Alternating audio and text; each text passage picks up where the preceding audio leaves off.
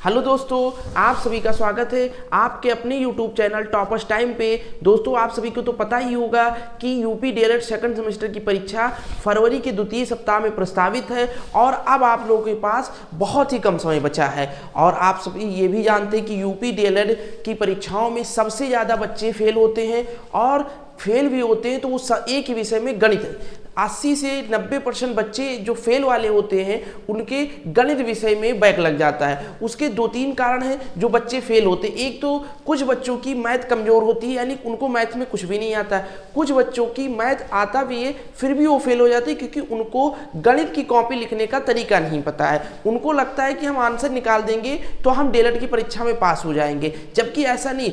DElEd की एक पद्धति है, उस पद्धति के तहत जब आप कॉपी लिखोगे तभी आप पास होगे।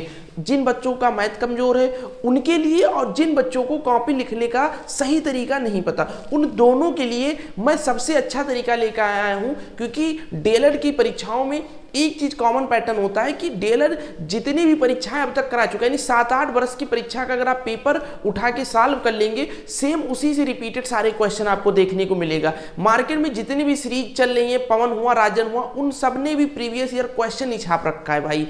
तो इसीलिए मैं प्रीवियस ईयर पेपर के माध्यम से आपका पूरा सिलेबस खत्म करा दूंगा। जिन बच्चों का मैथ कमजोर उनको जीरो से लेके सारी चीजें समझा दूंगा। मात्र 7-8 पेपर आप सॉल्व कर लेंगे। गणित में मेरा वादा है कि 25 में से 12 नंबर पासिंग मार्क है, 12 छोड़िए आप 20 के ऊपर रहेंगे। केवल 7-8 पेपर प्रीवियस ईयर सॉल्व कर लीजिए, वो भी मेरे साथ में। आपको कॉपी लिखने का तरीका बताते हुए किस तरीके से कॉपी लिखना है, स्टेप बाय स्टेप। डीएलएड की एक पद्धति है जिसमें आप स्टेप बाय स्टेप सारी चीजें लिखेंगे तभी डीएलएड में आपको नंबर मिलेगा। इतना सरल भाषा में कॉपी लिखनी होती है कि अगर एक छोटे बच्चे को भी आपकी कॉपी दिखाई जाए तो वो बच्चा समझ जाए। यही गलती आप लोग करते हैं, कॉपी लिखने की पद्धति नहीं पता, प्लस क्या चीज़ पढ़ना है। मार्केट में आप लोग बस यूट्यूब पे सर्च कर लिए, कुछ भी मैथ के नाम पे पढ़ाया जा रहा है, आप पढ़ते जा रहे हैं। ऐसा नहीं करना भाई। 7-8 साल का ओरिजिनल पेपर जो डीएलएड ने पूछ रखा है उसको स्टेप बाय स्टेप मैं आपको जीरो लेवल से सॉल्व कराता चलूंगा। जिनको गणित में कुछ भी नहीं आता उनको भी सारी चीज़ें पता चलती जाएगी, क्या चीज़ कैसे होती है, और साथ साथ में मैं कॉपी लिखने का आपको सही तरीका भी बताता चलूंगा। तो इसी के साथ में क्लास को स्टार्ट करते हैं। अगर आप यूपी डीएलएड सेकंड सेमेस्टर के छात्र हैं और गणित में बैक नहीं लगने देना चाहते तो मेरा चैनल सब्सक्राइब करके बेल आइकन को ऑल पे सेट कर लीजिए। 7-8 पेपर सॉल्व करा दूंगा भाई। उसके बाद में खुद आपके अंदर इतना कॉन्फिडेंस आ जाएगा कि खुद आप कहोगे सर 25 में 20 प्लस ही रहेगा और मैथ में तो अब किसी भी सेमेस्टर में मेरा बैक नहीं लगेगा, ये मेरी गारंटी है। इसी के साथ में क्लास स्टार्ट करते हैं। आपको पता होगा कि डीएलएड में 18 क्वेश्चन आते हैं दोस्तों। कितने क्वेश्चन आते हैं? 18 क्वेश्चन आपसे पूछे जाएंगे। 18 क्वेश्चन में 5 क्वेश्चन आपसे बहुविकल्पीय पूछे जाते हैं। उसके बाद में 6 क्वेश्चन अति लघु पूछे जाते हैं और 7 क्वेश्चन लघु उत्तरीय पूछे जाते हैं। टोटल कितने क्वेश्चन हो गए? 18 क्वेश्चन हो गए। बहुविकल्पी 1 नंबर का होता है, अति लघु भी 1 नंबर का होता है, और जो लघु उत्तरीय होता है वो 2 नंबर के होते हैं। कितने नंबर के? 2 नंबर के। तो 5 क्वेश्चन ये 5 नंबर, 5 नंबर इसके, और 6 क्वेश्चन ये तो 6 नंबर और 14, टोटल 25 नंबर की मैथ आती है। ठीक है, 5, 6 और 7 क्वेश्चन, यानी 5 बहुविकल्पीय के, 6 क्वेश्चन अति लघु के और 7 क्वेश्चन लघु उत्तरीय के। ठीक है, तो ये रहा प्रीवियस ईयर पेपर। इसका पहला क्वेश्चन बहुविकल्पीय है। तो दोस्तों, बहुविकल्पीय में आपको कुछ नहीं लिखना। पहली चीज आप ध्यान रखिए कि बहुविकल्पीय में कुछ नहीं लिखना, केवल प्रश्नोत्तर नंबर डालिए। पहला का कौन सा ऑप्शन सही है इस चीज को आप लिखना है। पहला क्वेश्चन इसने पूछा है सबसे छोटा पूर्णांक है। दोस्तों, पूर्णांक किसे कहते हैं? पूर्णांक 0 से लेके जितनी ऋणात्मक संख्याएं हैं और धनात्मक संख्याएं, सभी संख्याएं पूर्णांक होती हैं, लेकिन उसमें कोई भिन्न या दशमलव को ना जोड़ा जाए, उन संख्याओं को पूर्णांक कहते हैं। अब सबसे छोटा पूर्णांक दोस्तों 0 होता है। इससे अब और छोटा कोई पूर्णांक नहीं होगा। सबसे छोटा पूर्णांक कौन सा होगा? 0 होता है। ठीक है, तो इसका कौन सा ऑप्शन सही हो जाएगा? 1 का बी। अब आपको कॉपी में लिखना है प्रश्नोत्तर नंबर 1 का बी। नेक्स्ट क्वेश्चन चलते हैं। क्वेश्चन नंबर 2 है, उस समबाहु त्रिभुज का क्षेत्रफल कितना होगा जिसका परिमाप 3 है। ठीक है, इसमें भी आपको कुछ नहीं लिखना, लेकिन मैं आपको लिख के क्वेश्चन समझाऊंगा जिससे आज जो बच्चे बिल्कुल मैथ नहीं जानते उनको भी पता चल जाए। समबाहु त्रिभुज का क्षेत्रफल पूछा है और परिमाप दिया है, तो समबाहु त्रिभुज का परिमाप जो दोस्तों होता है वो क्या होता है? 3a होता है। 3a होता है। ठीक है, 3a होता है। और परिमाप इसने दे रखा है तो 3a बराबर 3, तो a बराबर 3/3, यानी a की वैल्यू कितनी आ गई, 1 आ गई। ठीक है, 1 आ गई। अब हमको उसने क्षेत्रफल पूछ रखा, समबाहु त्रिभुज का क्षेत्रफल क्या होता है ये चीज भी आप लोग जान लीजिए। क्षेत्रफल बराबर होता है √3/4a², √3/4a²। a क्या चीज है, भुजा। a की वैल्यू 1 निकल आई है, तो √3/4 गुणे 1 का स्क्वायर करेंगे तो √3/4 गुणे 1 क्या आ जाएगा, √3/4। यही इसका आंसर हो जाएगा, √3/4। ठीक है, √3/4। अब यहाँ सेंटीमीटर दिया है, यहाँ मीटर दिया है। अब इसका भी ध्यान देना, उस समबाहु त्रिभुज का क्षेत्रफल कितना होगा जिसका परिमाप 3 सेंटीमीटर है। ठीक है, तो इसमें जो है √3/4 सेंटीमीटर स्क्वायर होगा। ठीक है, ये थोड़ा सा मिसटाइप कर दिया गया है, यहाँ 3 सेंटीमीटर दिया गया था जो टाइपिंग टीम ने मिस्टेक कर दिया, तो √3/4 सेंटीमीटर स्क्वायर हो जाएगा। इस चीज का आप विशेष ध्यान दीजिएगा, मीटर स्क्वायर में मत टिक करिएगा, सेंटीमीटर स्क्वायर पे ध्यान दीजिएगा। यहाँ जो है 3 सेंटीमीटर ऑफिशियल पेपर में दिया गया था, जो टाइपिंग टीम है हमारी उसने थोड़ी सी गलती कर दी, 3 सेंटीमीटर नहीं लिखा, सिर्फ और सिर्फ 3 लिख दिया, तो √3/4 सेंटीमीटर स्क्वायर हो जाए। ये सारी चीजें लगाना नहीं आपको, ये मैंने सिर्फ आपको समझाया किस प्रोसेस से होगा। अब आपके अगर इतना आपको याद है कि सर समबाहु त्रिभुज का जो क्षेत्रफल होता है √3/4a² होता है, परिमाप 3a होता है, तो आपको पता चल जाएगा कि 3a की वैल्यू 3 है, यानी a की वैल्यू 1 है, तो √3/4a², 1 होगा तो 1 का स्क्वायर 1 ही होगा, यानी √3/4 आएगा। अब अगर सेंटीमीटर दिया है तो सेंटीमीटर स्क्वायर लिख दीजिए, यहाँ अगर मीटर देता तो √3/4 मीटर स्क्वायर लिख देते। चलते हैं नेक्स्ट क्वेश्चन, क्वेश्चन नंबर 3 की ओर। निम्न में से अभाज्य संख्या है। अब अभाज्य संख्या की परिभाषा आप जान लीजिए, वह संख्या जिसका सिर्फ 2 गुणनखंड होता है। आपसे परिभाषा भी पूछा जा सकता है, अभाज्य संख्या किसे कहते हैं, वह संख्या जिसका सिर्फ 2 गुणनखंड होता है। एक तो वह संख्या स्वयं और एक उस संख्या को अभाज्य संख्या कहते हैं। जैसे कि इसमें देखो 11, 2 और 3 ये एक अभाज्य संख्या है, क्योंकि 11 का गुणनखंड आप लिखोगे तो 11 गुणे 1 यही गुणनखंड हुआ इसका, और कोई गुणनखंड नहीं होगा। जबकि जितनी भाज्य संख्या है उनके कई गुणनखंड, जैसे 8 का देखो 2 गुणे 2 गुणे 2। तो इस तरीके से भाज्य और अभाज्य क्या परिभाषा जान गए, वह संख्या जिसके सिर्फ 2 गुणनखंड होते, एक वह संख्या स्वयं और एक वह संख्या है अभाज्य संख्या। अब इसमें 11 और 2 और 3 तीनों संख्या है अभाज्य संख्या, तो इसमें लिखना है प्रश्नोत्तर नंबर 3 का बी सही है। चलते हैं नेक्स्ट क्वेश्चन, क्वेश्चन नंबर 4 की ओर। परिमेय संख्या -3/4 का योगात्मक एवं गुणात्मक प्रतिलोम होगा। अब दोस्तों योगात्मक प्रतिलोम और गुणात्मक प्रतिलोम आपसे अति लघु और लघु में भी पूछा जाता है, इसलिए और योगात्मक प्रतिलोम से का आपसे परिभाषा भी पूछा जाता है। तो मैं सबसे पहले आपको योगात्मक प्रतिलोम का छोटी सी एक परिभाषा लिखाना चाहूँगा, सभी लोग अपनी कॉपी में लिख लीजिए। योगात्मक प्रतिलोम उस, जैसे कहा गया परिमेय संख्या -3/4 का योगात्मक प्रतिलोम। योगात्मक प्रतिलोम में दोस्तों ऐसी चीज ऐड की जाती है जिससे संख्या 0 हो जाए। जैसे आप परिभाषा अगर लिखना है तो किसी संख्या का योगात्मक प्रतिलोम उस संख्या में जिस चीज को जोड़ के संख्या को 0 किया जाता है वही उस संख्या का योगात्मक प्रतिलोम हुआ। जैसे आपसे कह दिया जाए 1, इसका योगात्मक प्रतिलोम, तो आप कहोगे अगर इसमें -1 जोड़ देंगे तो ये संख्या 0 हो जाएगी। ठीक है, तो इसका योगात्मक प्रतिलोम क्या हुआ, -1। जैसे कह दे 5, तो आप कहोगे इसका योगात्मक प्रतिलोम -5 होगा, क्योंकि 5 से जब -5 करेंगे तो 0 होगा। यानी योगात्मक प्रतिलोम निकालने के लिए स्वयं उस संख्या के आगे माइनस लगा के योगात्मक प्रतिलोम निकाल लिया जाता है। तो अब इसमें -3/4 का योगात्मक प्रतिलोम, तो जब इसके आगे माइनस लगाओगे तो माइनस माइनस प्लस हो जाएगा। योगात्मक प्रतिलोम कितना आ गया, 3/4 आ गया, 3/4 आ गया। अब गुणात्मक प्रतिलोम, तो गुणात्मक प्रतिलोम किसी संख्या में जिस चीज से गुणा करने पे गुणनफल 1 आए, जिस संख्या में गुणा करने पे गुणनफल 1 आए, उसको उस संख्या का गुणात्मक प्रतिलोम कहते हैं। अब यहाँ -3/4, पहले मैं आपको एक उदाहरण से समझाऊंगा। जैसे मान लो 1/2 है, तो इसमें किससे गुणा करेंगे कि इसका गुणनफल 1 हो जाए, तो आप कहोगे सर 2 से गुणा करेंगे, तभी 2 कैंसिल हो जाएगा, 1 आएगा। इसी तरीके से अगर 3/4 का आपसे गुणात्मक प्रतिलोम पूछेंगे तो आप कहोगे सर 4/3 से गुणा करेंगे, तभी ये 4 और 4 और ये 3 कैंसिल, 1 होगा। इसी प्रकार आपसे 2 का गुणात्मक प्रतिलोम कहेंगे तो आप कहोगे सर 1/2 से गुणा करेंगे। यानी जस्ट उसी संख्या को 1 में, या अगर वो चीज भिन्न में है तो जस्ट उसी का अपोजिट कर दिया जाता है, वही गुणात्मक प्रतिलोम होता है। तो इस तरीके से -3/4 का गुणात्मक प्रतिलोम क्या होगा, तो आप कहोगे सर -3/4 का गुणात्मक प्रतिलोम -4/3, उसी चीज को पलट दिया जाएगा। तो 3/4 योगात्मक प्रतिलोम और गुणात्मक प्रतिलोम -4/3 हो गया।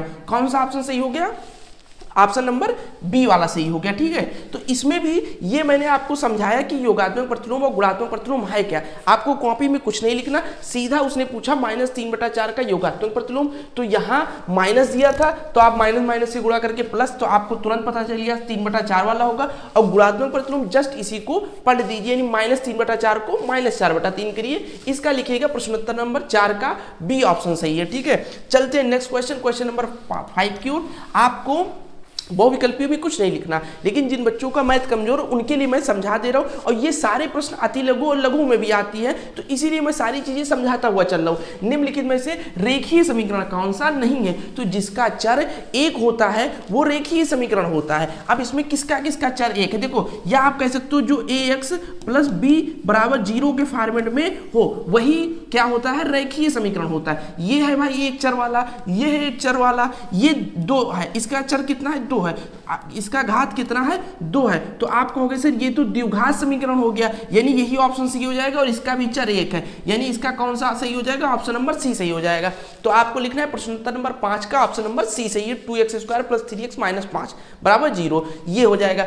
अब ये खत्म हो गए बहुविकल्पीय प्रश्न। अब इसके बाद में स्टार्ट होगा अति लघु उत्तरीय प्रश्न। ठीक है दोस्तों, ये रहा अति लघु उत्तरीय प्रश्न। आपको ऐसे प्रश्न पत्र में मिलेगा क्वेश्चन नंबर 6 से अति लघु उत्तरीय प्रश्न। मात्र आप मेरे साथ 6 से 7 साल का पेपर सॉल्व कर लीजिए, सेम वही क्वेश्चन बार बार दोस्तों रिपीटेड होते रहते हैं, और कॉपी लिखने का तरीका मैं आपको बताता चलूंगा। देखो, अति लघु में आपको लिखना है, लेकिन एक लिमिट में लिखना है, क्योंकि दोस्तों 1 नंबर की क्वेश्चन आता है। आप बहुत भी लिख दोगे तो इसमें 2 नंबर नहीं दे देगा आपको, और बहुत कम लिख लोगे तो आधा नंबर भी देने का कोई प्रावधान नहीं, आधा नंबर दे दे, क्योंकि किसी का डीएलएड में 11.5 या 12.5 नंबर नहीं होता है। ठीक है, इस तरीके से नंबर नहीं दिए जाते। तो इसमें लिखना है, लेकिन बहुत ही शॉर्ट में आपको लिखना है, क्योंकि 1 घंटे का पेपर है, कहीं भी अगर आप भटके, टाइम वेस्ट किया तो आपका क्वेश्चन छूट जाएगा। तो पिछले जो 5, 6, 7 साल के मैं पेपर सॉल्व कराऊंगा, ये सारी चीजें आपको इतना समझाता चलूंगा कि सारी चीजें आपको बिल्कुल एकदम दिमाग में बैठ जाएगी। सर कॉपी कैसे लिखना है,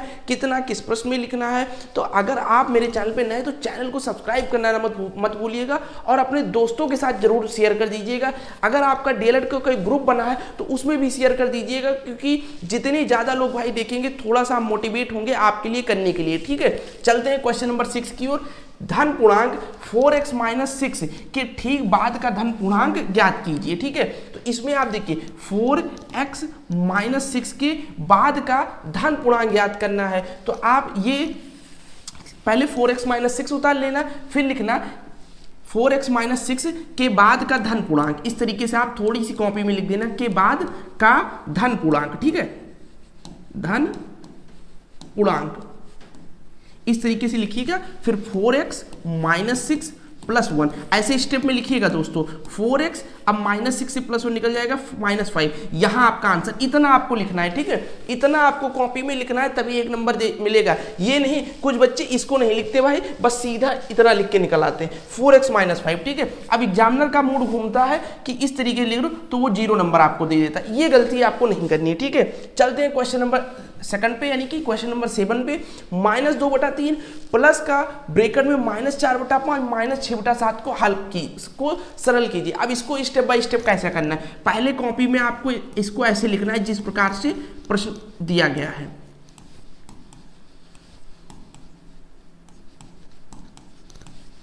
-6/7, फिर एक बार आपको सभी का ब्रैकेट खोलना है। ठीक है, -2/3, अब माइनस और प्लस का गुणा, माइनस का 4/5 और माइनस का 6/7। कॉपी में ऐसे आपको लाइन बाय लाइन लिखना है। ठीक है, फिर इसको 2 का आप जोड़िए। ठीक है, तो नीचे का एलसीएम नीचे लो गया, 5 या 15 हो गया, और क्रॉस मल्टीप्लाई करा लो इसको ऐसे, 5 दूनी 10, माइनस का 10 हो गया, और 3 चौक 12, माइनस का 12, इसको ऐसे लिख लीजिए -6/7। ठीक है, फिर -10 और -12, माइनस का 22/15 और माइनस का 6/7। ठीक है, अब फिर इसको आप इसका एलसीएम लीजिए। ठीक है, इसका एलसीएम लीजिए। 15 सत्ते आप कहोगे सर 105 हो गए, नीचे 105 हो गए, और 22 सत्ते आप कहोगे सर 154 हुआ, और 15 छक्के 90 माइनस का 90। अब 154 और 90 कितने हो गए? 244 माइनस का 244 बटा 105। यहाँ आपको आंसर लिखना है, ठीक है, ये रहा आपका आंसर, ठीक है। तो इतना स्टेप बाय स्टेप करना है, बहुत शार्ट में लिखोगे नंबर नहीं मिलेगा भाई, इतना आपको स्टेप बाय स्टेप कॉपी में लिखना है। और कैसे इसका हल किया जाता है सारी चीजें मैंने समझा दी। पहले ब्रैकेट खोला, प्लस माइनस का गुणा कर दिया माइनस, फिर जोड़ने के लिए नीचे का नीचे से एलसीएम ले लिए, 5 से 15 और क्रॉस मल्टीप्लाई करा दिए, 5 दूनी 10 और 3 चौक 12, 10 और 12 को जोड़ के 22 लिख दिए बटे 15 लिख दिए, और फिर माइनस 6 बटे 7 है। फिर इसको जोड़े, 15 सत्ते 105, 22 सत्ते 154, 15 छक्के 90, माइनस 154 माइनस 90 माइनस 244 बटा 105। यहाँ आपको आंसर लिखना है। चलते हैं क्वेश्चन नंबर 8 की ओर। क्वेश्चन नंबर 8 आपके सामने आ गया है। 15 सेंटीमीटर भुजा वाले वर्ग से 5 सेंटीमीटर भुजा वाले कितने वर्ग काटे जा सकते हैं? ये आपसे क्वेश्चन कह रहा है कि 15 सेंटीमीटर भुजा वाले वर्ग से 5 सेंटीमीटर भुजा वाले कितने वर्ग काटे जा सकते हैं। अब दोस्तों ऐसे क्वेश्चन में आपको सबसे पहले लिखना है बड़े वर्ग का क्षेत्रफल, बड़े वर्ग का क्षेत्रफल, ठीक है। ये चीजें कॉपी में दोस्तों आपको मेंशन करना है, ठीक है। 15 का स्क्वायर, क्योंकि आपको पता है कि वर्ग का क्षेत्रफल भुजा स्क्वायर होता है, ठीक है। 15 का स्क्वायर लिखिए 225, ठीक है। फिर लिखिए छोटे वर्ग का क्षेत्रफल, छोटे वर्ग का क्षेत्रफल 5 का स्क्वायर कितना हो गया? 25, ठीक है, 25 हो गया। फिर पूछ रहा है कितने वर्ग काटे जा सकते हैं। अब आप एक लाइन में लिख दीजिएगा कितने वर्ग काटे जा सकते हैं, काटे जा सकते हैं, बराबर। आप चाहें तो सीधा 225 बटा 25 लिख दीजिए। एक तो ये तरीका है, सीधा 225 बटा 25 लिख दीजिए, क्योंकि एक नंबर का क्वेश्चन है, बहुत लांग मत करिए, इतना लिखेंगे एग्जामिनर समझ जाएगा कि बच्चे ने एक्सप्लेन कर दिया। और एक तरीका, अगर यही क्वेश्चन 2 नंबर में पूछता तो फिर लिखते आप कितने वर्ग काटे जा सकते हैं बराबर बड़े वर्ग का क्षेत्रफल बटे छोटे वर्ग का क्षेत्रफल, इतना लिख देते। फिर दूसरी लाइन में जब आते कितने वर्ग काटे जा सकते तब बराबर लिखते 225 बटा 25, 25 नवैया 225, यानी 9 वर्ग काटे जा सकते हैं, 9 वर्ग काटे जा सकते हैं, 9 वर्ग काटे जा सकते हैं, ठीक है। इस तरीके से 9 वर्ग काटे जा सकते हैं। इस तरीके से कॉपी में आपको लिखना है, क्या? 9 वर्ग काटे जा सकते हैं, ठीक है। तो इस तरीके से आपको लिखना है। 2 नंबर का होता थोड़ा सा यहां बढ़ा देते, क्या लिखते? कितने वर्ग के काटे जा सकते हैं बराबर बड़े वर्ग का क्षेत्रफल बटे छोटे वर्ग का क्षेत्रफल। फिर उसके बाद में सेकंड लाइन में 225 बटा 25 किया जाता। चलते हैं क्वेश्चन नंबर 9 की ओर। एक घनाकार बर्तन की कोर 10 सेंटीमीटर है, बर्तन में रखे जल का आयतन लीटर में ज्ञात कीजिए। तो सबसे पहले आपको लिखना है कि एक घनाकार बर्तन का कोर 10 सेंटीमीटर है, तो लिखते घनाकार बर्तन का आयतन, क्या लिखते? घनाकार बर्तन का आयतन बराबर 10 का क्यूब, क्योंकि घन क्या जो आयतन होता है वो भुजा क्यूब होता है, ठीक है। कितना आ जाएगा? 10 धाम 100 धाम 1000 सेंटीमीटर क्यूब। इस चीज का ध्यान देना भाई, मात्रक को लेके चलना है, मात्रक को लेके चलना है तभी नंबर मिलेगा। 1000 सेंटीमीटर क्यूब, लेकिन हमको किस में बताना है? लीटर में। अब आप लिखिए चूंकि, ठीक है, ऐसे चूंकि बनाइएगा, चूंकि 1 सेंटीमीटर क्यूब बराबर 1 मिलीलीटर होता है, ठीक है।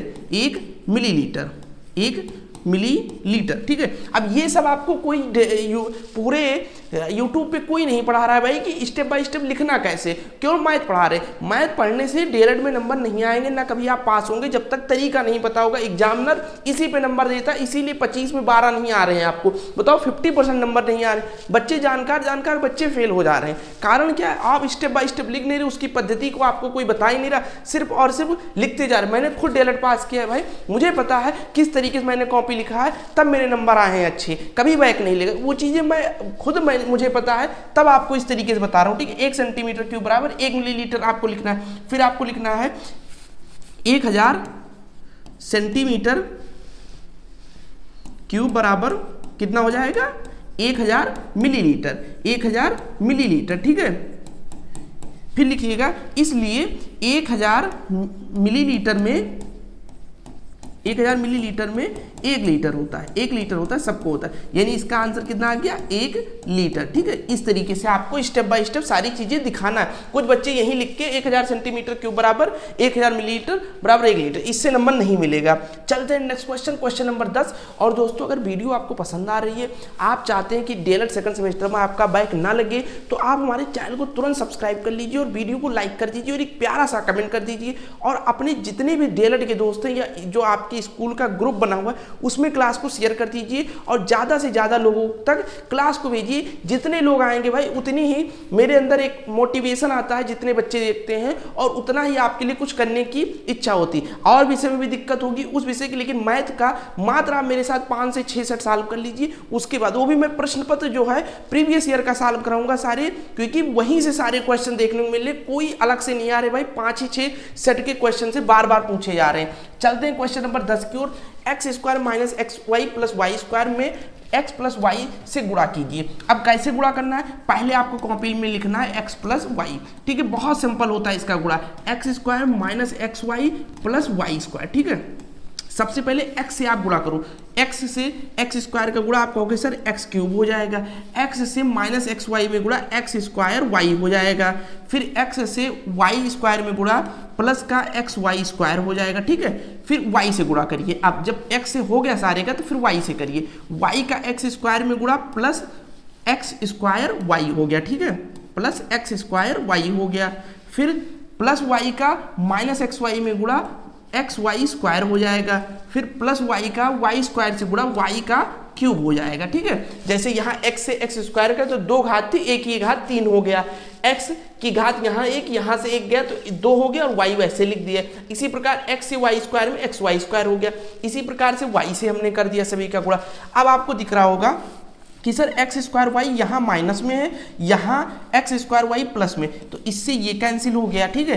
एक्स वाई स्क्वायर प्लस में, एक्स वाई स्क्वायर माइनस में, इससे ये कैंसिल हो गया, ठीक है। बचा हमारे पास क्या, एक्स क्यूब प्लस का वाई क्यूब, ठीक है। यही आपका आंसर हो गया भाई, इतना आपको लिखना है कॉपी में, यही आपको आंसर दिखा देना है, ठीक है। बस इतना, 1 नंबर में इतना, 2 नंबर में पूछता तो इसी को थोड़ा सा अगल बगल करके ब्रैकेट में फिर सॉल्व करते, 2 स्टेप बढ़ा देते। अभी जब 2 नंबर में आएगा तो हमको आपको जरूर समझाएंगे। क्वेश्चन नंबर 11 आ गया, किसी संख्या के 1/4 में से 1 घटाने पर शेषफल 1 है, वह संख्या ज्ञात कीजिए। देखो ऐसे क्वेश्चन में आपको स्टेप बाय स्टेप लिखना है, माना संख्या बराबर x, ठीक है। फिर आगे क्या करें, 1/4 में से 1 घटाने पे, तो संख्या के 1/4, संख्या का 1/4 कितना हो जाएगा, संख्या का 1/4 बराबर x बटा 4, ये हमने दिखा दिया। अब कह रहा है में से 1 घटाने पर शेषफल 1, तो इसको समीकरण में रखो, x बटा 4 में से 1 घटाने पे 1 प्राप्त होता है, ये बन गया आपका समीकरण। इसको सॉल्व कर लीजिए, ठीक है। पहले लघुत्तम ले लीजिए, नीचे का 4 हो जाएगा, क्रॉस मल्टीप्लाई x एकम x और 4 एकम 4 बराबर 1, फिर ये इधर से क्रॉस मल्टीप्लाई हो जाएगा, x माइनस 4 बराबर 4, तो x बराबर 4 और माइनस 4 गया प्लस 4, यानी x बराबर 8 आ गया, ठीक है। यही संख्या आ गई। तो पूछ रहा था वह संख्या ज्ञात कीजिए, संख्या क्या हो गई, 8 हो गई, यही आपका आंसर आ गया। तो ये हमारे अति लघु उत्तरीय और बहुविकल्पीय 11 प्रश्न सॉल्व हो चुके। अब हम लोग बढ़ रहे हैं किसकी ओर, लघु उत्तरीय प्रश्न की ओर, जो प्रति प्रश्न 2 नंबर का होता है, और इस पे आपको ध्यान रखना है कितना लिखना है। जितनी चीजें मैं बताऊंगा उतना लिखिएगा भाई, तभी 2 नंबर आप पाएंगे। अगर उससे कम लिखेंगे, एग्जामिनर अगर सही भी लगाए होंगे तो भी वो 1 नंबर देगा, आपको 1 ही नंबर देगा। जितना मैं आपसे बताऊंगा उतना लिखिएगा, तब आपको वो 2 नंबर देगा। चलिए मैं लिखने का तरीका आपको बता रहा हूँ, कैसे क्वेश्चन को सॉल्व करना है, सारी चीजें आपको समझा रहा हूँ। क्वेश्चन नंबर 12 है, एक वर्गाकार बगीचे के चारों ओर एक वर्गाकार बगीचे के चारों ओर 50 सेंटीमीटर चौड़ाई का मार्ग बना है। कह रहा है एक वर्ग आकार का बगीचा है, उसके चारों ओर 50 सेंटीमीटर चौड़ाई का मार्ग बना हुआ है। बगीचे की लंबाई मार्ग सहित 51 मीटर है। बगीचे का क्षेत्रफल ज्ञात कीजिए। अब सबसे पहले आपको एक वर्गाकार बगीचा अपने कॉपी में ऐसे बना लेना है भाई, ठीक है, ऐसे बना लेना है, ठीक है। ये रहा वर्गाकार बगीचा, ठीक है, इसको कॉपी में जरूर बनाइएगा आप। चारों ओर 50 सेंटीमीटर चौड़ाई का मार्ग बना है, ठीक है। अब इसके चारों ओर जो है ये 50 सेंटीमीटर चौड़ाई का मार्ग बना है। थोड़ा सा मैंने आपको शायद गलत है, वर्गाकार बगीचे जो चारों ओर है वो 50 सेंटीमीटर चौड़ाई का मार्ग है और बगीचे की लंबाई जो है वो मार्ग सहित 51 मीटर है, ठीक है। तो इसके बगल एक मार्ग बना है, ठीक है, जो कितना 50 सेंटीमीटर चौड़ा है, ठीक है, 50 सेंटीमीटर चौड़ा है, ठीक है। ये इसकी जो ये वाली लंबाई है ये 50 सेंटीमीटर, कितना है 50 सेंटीमीटर, ठीक है, 50 सेंटीमीटर। और जो इसकी चौड़ाई टोटल इसने दे रखा है 51 मीटर दे रखा है। सड़क को लेके यहाँ से यहाँ तक की लंबाई कितनी है 51 मीटर इसने दे रखा है, ठीक है। इस चीज़ को ऐसे मेंशन कर दीजिएगा आप, ठीक है। इतनी चीज़ आपने चित्र बना दिया। अब यहाँ एक नंबर कन्फर्म हो गया आपका। अब 2 नंबर कैसे पहुँचेंगे उसको देखिए। बगीचे की लंबाई मार्ग से 51 मीटर है, बगीचे का क्षेत्रफल याद करना है हमें। तो सबसे पहले आप लिखिए मार्ग सहित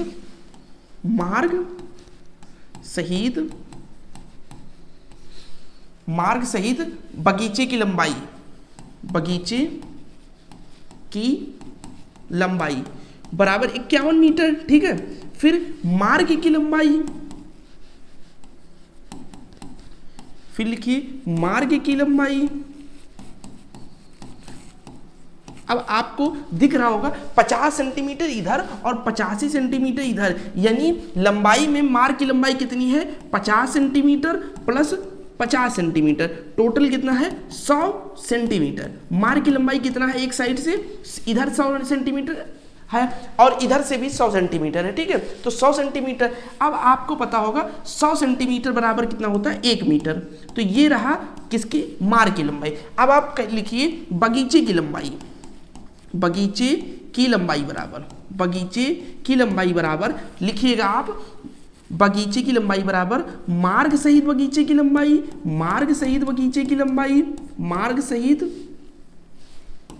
की लंबाई माइनस मार्ग की लंबाई, ठीक है, मार्ग की लंबाई। अब इसको आप कर दीजिएगा 51 माइनस 1 बराबर 50 मीटर, ठीक है।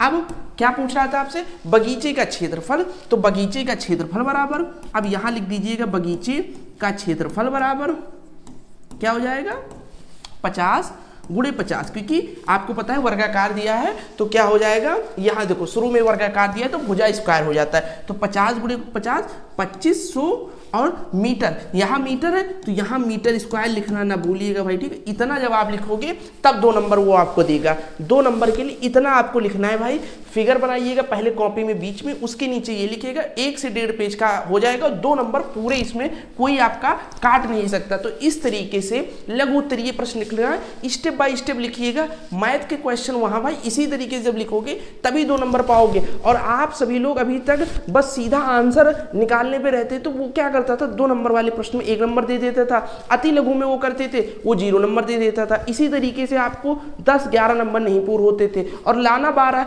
इस तरीके से लिखोगे, 25 में 25 आएगा भाई। अगर सारे प्रश्न जिस तरीके से मैं बता रहा हूँ लिख के आओगे, 25 में 1 नंबर वो नहीं काट सकता। और एग्जामिनर भी नहीं काटना चाहता भाई, वो उसकी कोई आपसे पर्सनल दुश्मनी नहीं नंबर काटने के लिए। लेकिन गलती क्या, जब आप डीएलएड की पद्धति के हिसाब से कॉपी नहीं लिखोगी तो उसको तो मजबूरी है नंबर काटना। यदि चलते हैं नेक्स्ट क्वेश्चन नंबर 13 पे। यदि x square plus x square 82/9 है तो x cube minus 1/x cube का मान ज्ञात कीजिए। देखो इस तरीके से पहले आपको लिखना है x square plus 1/x square बराबर 82/9, ठीक है। अब हम x cube minus 1/x cube ज्ञात करने के लिए आपको पता होगा कि इसका फार्मूला होता है x माइनस 1/x ब्रैकेट में x square plus 1/x square plus 1, ठीक है। अगर आपको लिखना है तो लिख लीजिए x cube minus 1/x cube बराबर x माइनस 1/x, दूसरे ब्रैकेट में x square plus 1/x square minus का 1। तो इसने x square plus 1/x square का वैल्यू दे दी, लेकिन हमें x माइनस 1/x की वैल्यू प्राप्त करना है। इसके लिए सबसे पहले आप क्या करिए, दोनों साइड में -2 घटाने पे लिखिएगा, दोनों पक्ष में -2 या 2 घटाने पे, इतना लिख दीजिए, 2 घटाने पे, 2 घटाने पर, ठीक है, 2 घटाने पर, तो x square plus 1/x² minus 2 बराबर 82/9 माइनस का 2, ठीक है। अब ये आपको दिख रहा होगा a² + b² माइनस 2ab, क्योंकि जब आप 2ab करोगे 2 गुणे x गुणे 1/x, तो ये कैंसिल होकर 2 ही बचेगा, तो ये 2ab यानी ये x माइनस 1/x का होल स्क्वायर बन गया, ठीक है। और इधर क्या हो गया, 9 दूनी 18 यानी 82 माइनस का 18/9, ठीक है। तो x माइनस 1/x का होल स्क्वायर बराबर 82 से 18 जाएगा 64/9, तो x माइनस 1/x बराबर स्क्वायर जाएगा, रूट हो जाएगा, यानी 8/3, ये 8 का स्क्वायर, ये 3। अब x माइनस 1/x की वैल्यू 8/3 आ गई, उसी को यहाँ रख दो, 8/3 ब्रैकेट में इसकी वैल्यू 82/9 है, तो 82/9 माइनस का 1, ठीक है। इतनी चीजें आपको रखनी है।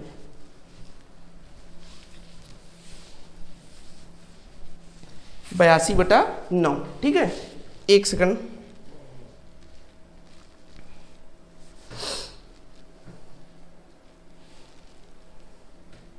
चलिए कुछ क्वेश्चन में गलती नहीं, सही, ठीक है। चलिए x³ माइनस 1/x³ का x minus 1/x, x² plus 1/x² minus 1 नहीं दोस्तों, +1 होता है, ठीक है। कुछ गड़बड़ हमको वही लग रहा था, +1 होता है फार्मूले में, ठीक है। तो यहाँ +1 लिख दीजिए। अब 8/3, 9 एकम 9, इसको ऐसे लिख लीजिए 82 + 9/9। अब 8/3, 82 9 91/9। अब इसको आप मल्टीप्लाई कर लीजिए, क्या आएगा, नीचे तो 9 × 27 आ जाएगा, और ऊपर 8 एकम 8 और 8 9 72, कितना आंसर हो जाएगा, 728/9 × 27, ठीक है, 728/27, ये इसका आंसर हो जाएगा। जब इतना आप लिखोगे इसको और इसको, तब आपको 2 नंबर मिलेगा, ठीक है। इससे कम लिख दोगे नंबर भाई कट जाएंगे, कन्फर्म है। क्वेश्चन नंबर 14 की ओर चलते हैं। माँ की आयु पिता की आयु से 5 वर्ष कम है। इसने कहा कि माँ की आयु पिता की आयु से 5 वर्ष कम। सीधा आप लिखिए माँ की आयु बराबर x। ये पूरी क्लास देखने के बाद आपको एक पूरा आइडिया हो जाएगी कॉपी कैसे लिखनी है, ठीक है। माँ की आयु बराबर x। अब आप लोग को लगता होगा कि सर बहुत लेंदी क्लास हो रही है, ये चीज़ें, भाई इसी तरीके से जब आप एक बार प्रैक्टिस कर लोगे सारी चीज़ें माइंड सेट हो जाएगी, कैसे कॉपी लिखना है, 5 सेट कर लोगे, मैथ से आपको डर खत्म हो जाएगा, कॉपी कैसे लिखना है। 25 में 20 से नंबर ऊपर वैसे आ जाएंगे, कॉपी लिखने का तरीका और जो बेसिक चीज़ें मैं बताता चला उस तरीके से आपको करना है सारी चीज़ें, कोई घबराने की जरूरत नहीं, बैक कभी आएगा ही नहीं मैथ में। माँ की आयु बराबर x, पिता की आयु से 5 वर्ष कम है, यानी पिता की आयु बराबर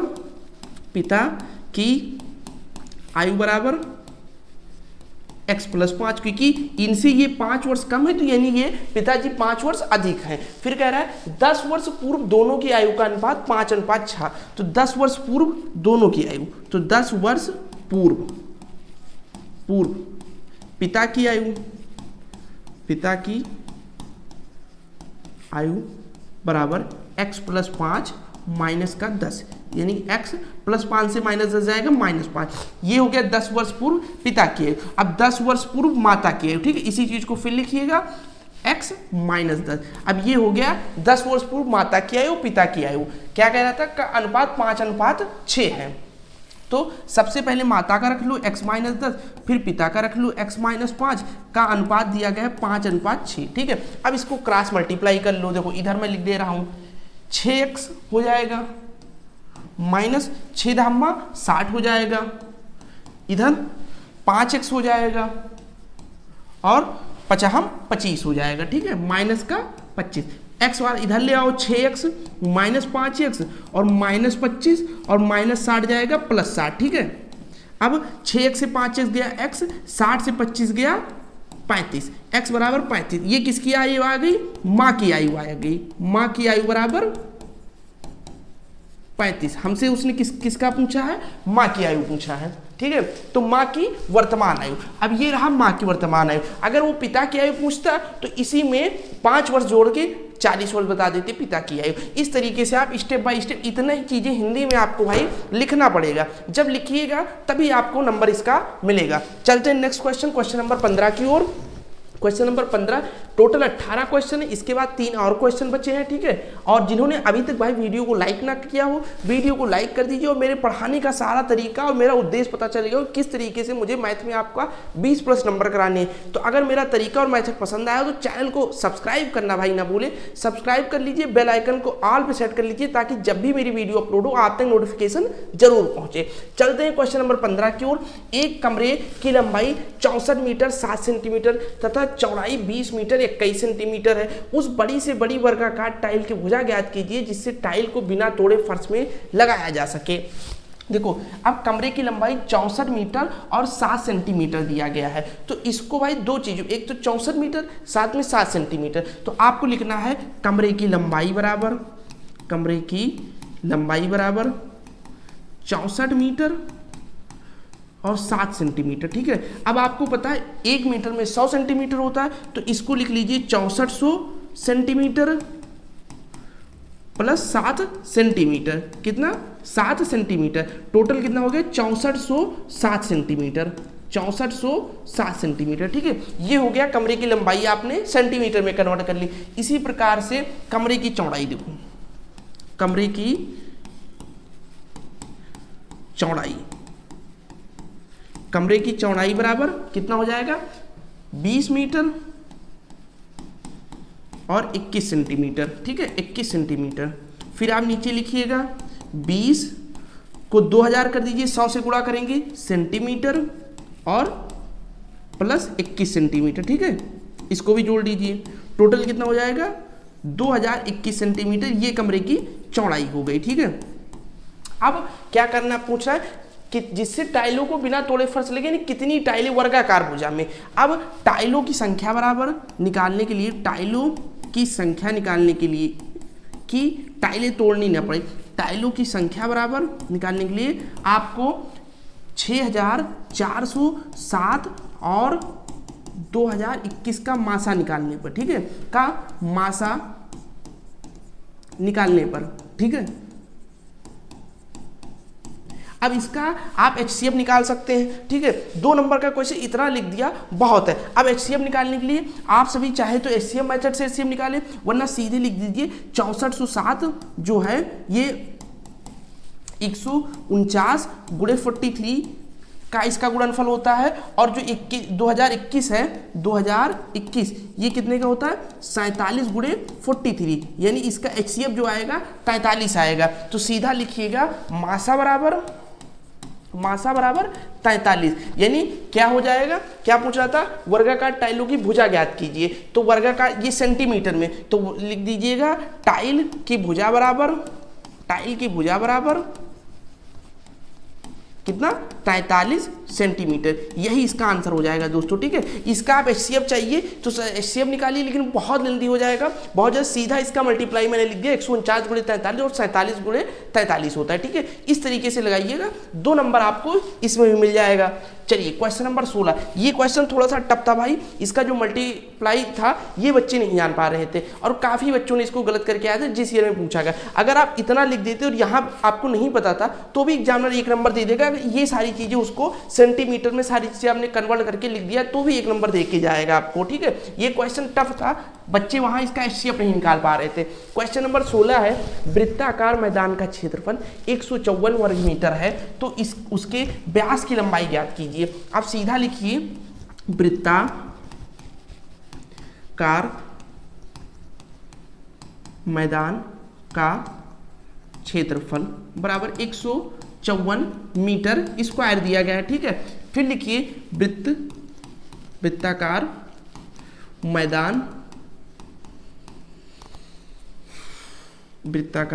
मैदान का क्षेत्रफल बराबर क्या होता है पाई आर स्क्वायर, ठीक है। और पाई आर स्क्वायर की वैल्यू आपको उसने दे रखी है 154, ठीक है।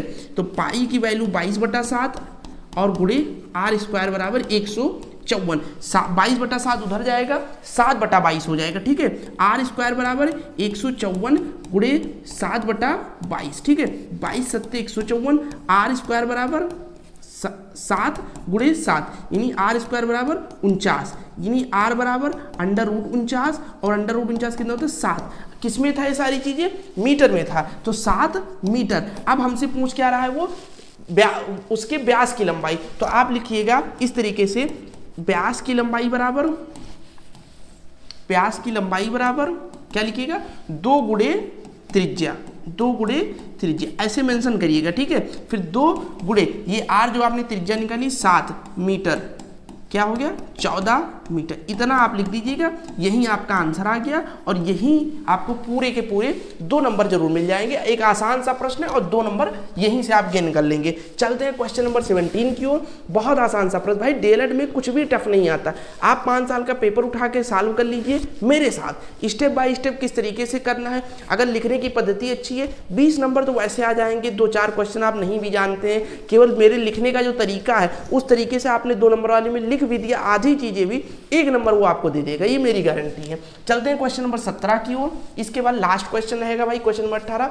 112 माइनस 121 गुणे 11 गुणे 11 माइनस फिर -4 माइनस फिर मझले ब्रैकेट में 3 -8 माइनस। तो इसको एक बार अपने कॉपी में उतारिएगा, ठीक है। मैंने मान लिया मैंने अपनी कॉपी में इसको लिखा, ठीक है। बार बार नहीं लिखूंगा, आपका ज़्यादा टाइम वेस्ट हो रहा है, तो एक बार इसको कॉपी में लिखिएगा, ठीक है। फिर इसको स्टेप बाय स्टेप कैसे करना। 112 बोडेमास के नियम के हिसाब से सबसे पहले ब्रैकेट फिर आप, और सबसे पहले ये बार वाली चीज को सॉल्व की जाती है, ठीक है। तो पूरा ऐसे आप लिखिएगा 121 भागे 11 गुणे 11 माइनस का 4 माइनस फिर मझला ब्रैकेट 3 और इसको सॉल्व करके -7, ठीक है। इस स्टेप में लिखिएगा भाई, ठीक है। ये ही पूरा सॉल्व कर दीजिए, वो आपको बोडोमास के नियम पे ही सॉल्व करेंगे तभी 2 नंबर देगा। तो सबसे पहले इसको सॉल्व करिए। अब इसके बाद में ब्रैकेट के बाद ये हो गया बार, फिर ऑफ तो है नहीं, तो इसके बाद में डिवाइड हम क्या करेंगे, डिवाइड करेंगे नहीं भाग वाला करेंगे, ये चीजें नहीं, ठीक है। तो 112 माइनस 121 बटे 11 गुणे 11 नीचे लिख लो 121। अब इसको अभी ब्रैकेट में रखो, ठीक है। माइनस का -4 माइनस का 3 में से -7 जाएगा माइनस का 4, ठीक है। ये रहा बड़ा ब्रैकेट, ठीक है। अब 121 से 121 कैंसिल हो गया। 112 माइनस पहले 112 लिखिए, फिर माइनस, फिर यहाँ 1 और माइनस, फिर ब्रैकेट में -4 और माइनस का गुणा +4, क्या हो जाएगा ये +4 हो जाएगा। और मैंने सही लिखा था -4 और माइनस का गुणा +4, ठीक है। ये हो गया और ये भी एक ब्रैकेट में है, ठीक है। तो इसको भी एक ब्रैकेट में आप रखिए, इसको भी एक ब्रैकेट में रखिए, ठीक है। अब 112 माइनस का 1 और माइनस प्लस का 4 और प्लस का 4। अब ये 4 4 8 1 9, 112 माइनस का 9 कितना हो जाएगा 103। एक बार मैं फिर से चेक करना चाहूँगा कहीं भाई माइनस में गलती तो नहीं हुई। 11 ग्राम 121 बटा 121, फिर उसके बाद में माइनस का 4 लिख गया, फिर -3 8 -1, 8 में से 1 गया माइनस का 7, यहाँ माइनस का 4 हो जाएगा, माइनस प्लस का 4 हो गया, यहाँ प्लस का 4 हो गया, और ये एक ब्रैकेट में था, ठीक है। इसको एक ब्रैकेट में ही रखेंगे, ये एक ब्रैकेट में था, ठीक है, यहाँ वाले।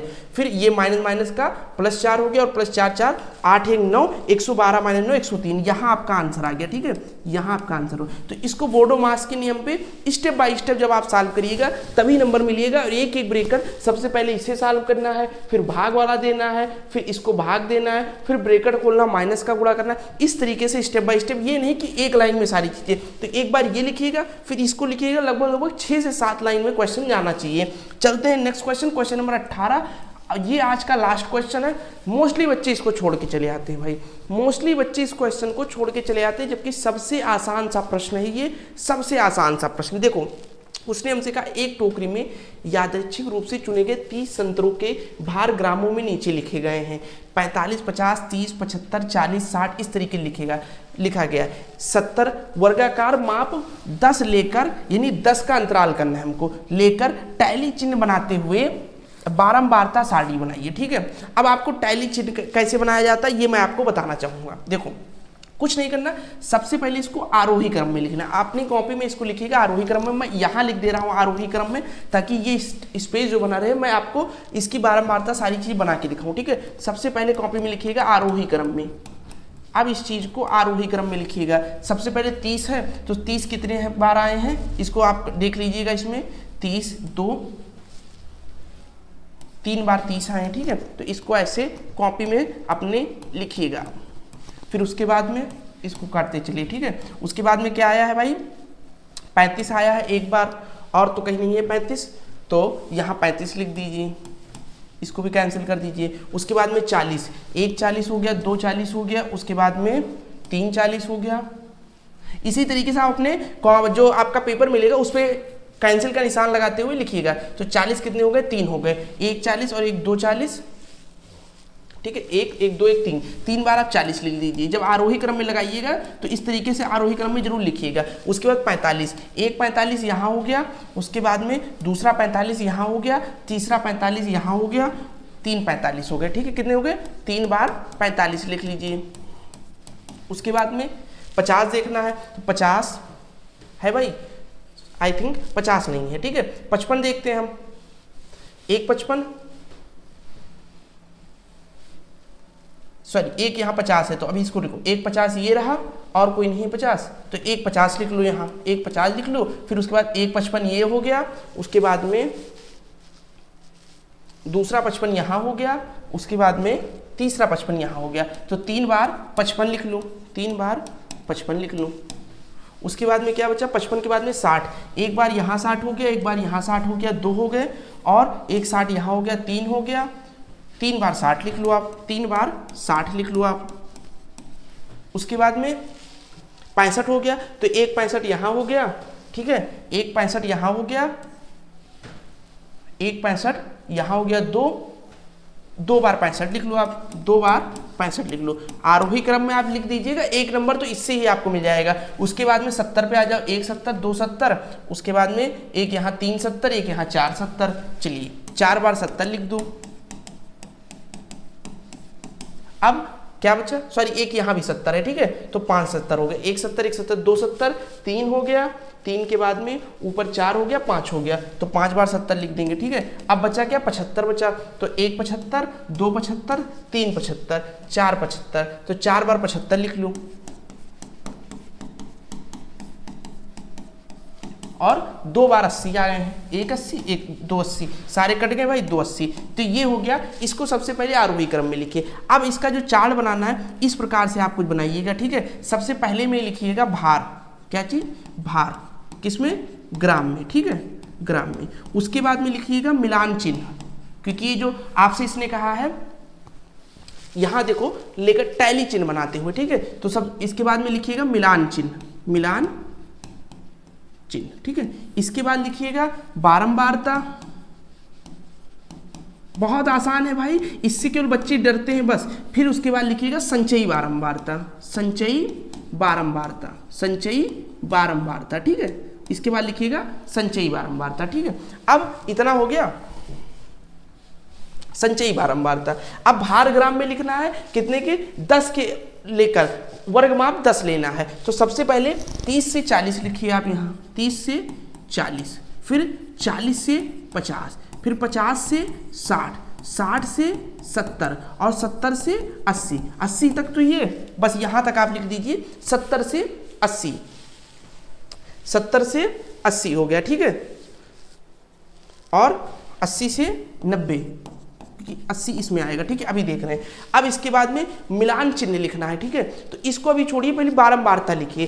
30 से 40 के बीच में कितने आप कहोगे सर, 1 2 3 4, ये 40 इसमें नहीं आएगा भाई, तो 4 हो गए, ठीक है। उसके बाद में 40 से 50 के बीच में 1 2 3 4 5 6, 6 हो गए, कितने हो गए, 6 हो गए, ठीक है। उसके बाद में 50 से 60 के बीच 1 2 2 3 4, कितने हो गए, 4 हो गए, ठीक है। उसके बाद में 50 से 60 के बीच में 1 2 3 4 5, 5 हो गया।